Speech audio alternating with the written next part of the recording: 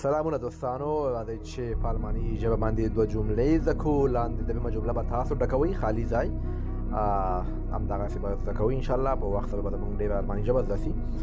موږ چې کله وایو زه په دې باوري نه یم، تاسو یو خبره څوک وکړي یا کوم څه درته وښایي او تاسو وایي زه په دې باوري نه یم، دغه جمله په الماني ژبه داسې وایو das glaube ich nicht. das glaube ich nicht.